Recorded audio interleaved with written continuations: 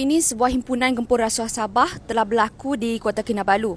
Mereka cakap soal banteras rasuah, hapuskan salah laku. Tapi hari ini kita baru dengar saudari Fadil dan juga Alif dipanggil dan ditangkap oleh pihak berkuasa di IPD Kota Kinabalu sekitar jam 11 pagi tadi.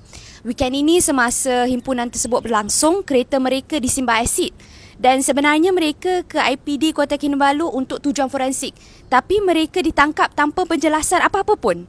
Mahasiswa yang bersuara hal rasuah kena tangkap polis. Kami menuntut penjelasan dengan segera. Kenapa mereka ditangkap? Apa asas penahanan mereka? Dan lebih penting lagi, kenapa perlu sampai diperangkap di IPD? Seolah-olahnya tujuan forensik tu macam dirancang.